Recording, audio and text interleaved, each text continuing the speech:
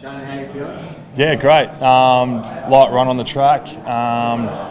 Parents, family, kids all running around out there after training. So sun finally came out, which is nice as well. It's time to be alive, that's for sure. You've got a big smile on your face. Yeah. You're really relishing this week, aren't you? Yeah, absolutely. I haven't really thought about the game too much, which is a bit unlike me. I'm usually one that's a bit of an overthinker naturally, and mum and dad are down. I've got a few mates on their way, and I'm just sort of looking forward to having them around me, regardless of the big objective ahead. But yeah, it's exciting, and I sort of can't really wipe the smile off my face, which is great. What does your week look like now, Shannon? So light run today. We sort of come in tomorrow, and I'll spend a couple of hours in here, and then we'll hit the track harder on Wednesday and get what we need to done.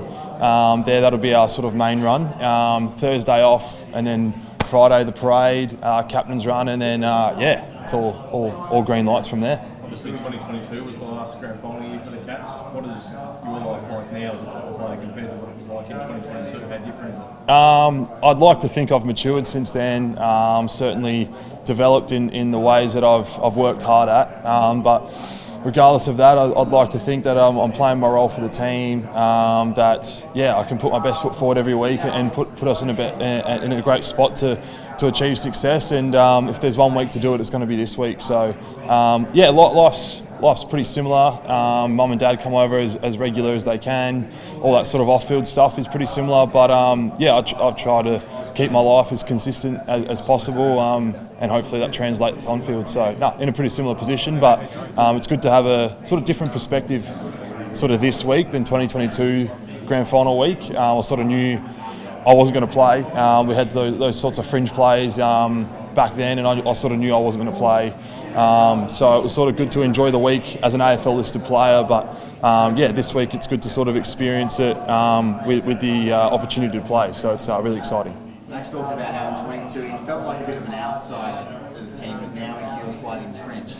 How do you feel as part of this team now? Yeah, it's an interesting question, but no disrespect to the big guy, but when Hawk was playing, it sort of felt like I've spoken to it a number of times over the journey, but sort of felt like I had to sort of come in and play or fill his shoes and sort of play the role that was vacated necessarily. Whereas now, and especially this year with sort of a bit more of a free run at it and a pre-season without him necessarily, I've sort of been able to play my own game. I'd always tried to play my own game, but as I said, you sort of have that overarching theme of what would Hawk do almost. Whereas this year it's been a bit more about me and the game style that I can play, which has been really good. And I certainly feel a part of the 22 and even the whole squad. It's I sort of try to build stronger connections with the boys. Obviously, not going on interstate trips is a big part of that when you're not playing in the AFL team. So they're a good chance to bond and hang with your teammates. So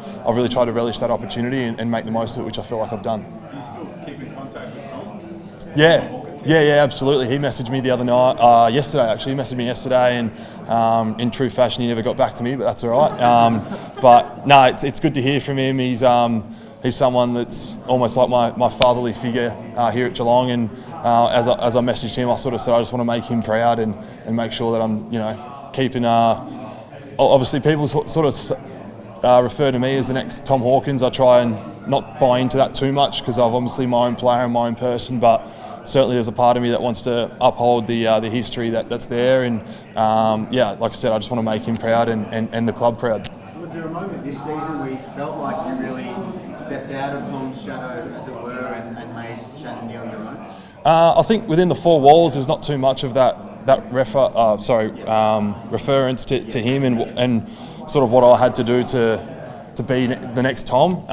But I sort of think once I got to, there wasn't a real number on it necessarily, but after the first couple of rounds, I sort of to get going and get a feel for what it was like playing consistent AFL. Obviously played 15 games last year, but it was sort of felt like this is my opportunity now this year. And there wasn't sort of a moment where I was like, the hoodoo's gone necessarily, but certainly there was certainly a moment where I feel like this is me now, and this is like where I can maximise my opportunity to really put my stamp and my foot in the door. Now the pre-game routine, it's the 2 pizzas and a pasta. 2 pastas and 1 pizza. Do you change that up, or is it the same thing every week? Nah, it's interesting. Depending on my day, sometimes I don't eat all of it. But as I said, I'm an overthinker. So if I don't buy one thing and not the other, so I have to buy it all, regardless if I eat all of it or not. But 99 times I'll eat all of it.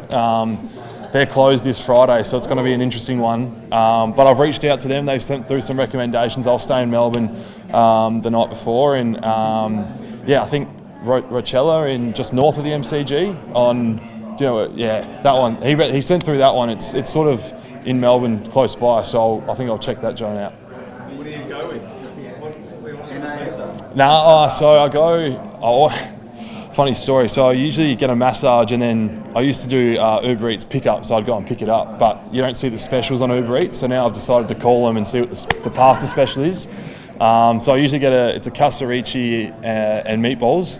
Mr. Barb's pizza, which is just a pepperoni pizza, and then if there's a good special, I'll get that. If not, I'll get the slow cooked duck ragu. So, not bad. Yeah. Now I'm hungry, but thanks for that.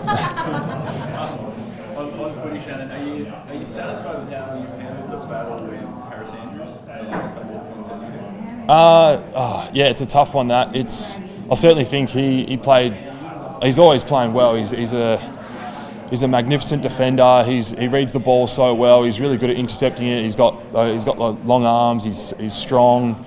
I think when we played him down here about mid-year, he probably had a really good outing. And I was a bit not disappointed in myself, but I sort of walked away and thought, probably could have done a bit better at times. I do that every game, but that game sort of was one where I was fair to say I was disappointed in myself with how I performed.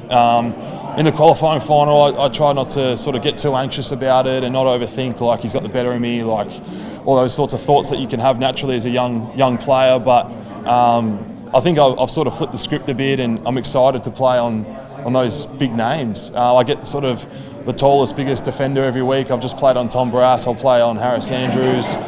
Looking back, I've played on Jacob Wiedering. All those like really gun key backs. It's something that I'm really excited to play against. It's I've got to play my own game. I can't think about playing a defensive role as a forward too much. I've got to play my own game, and I'll work through with the coaches what that best looks like, and we'll go from there.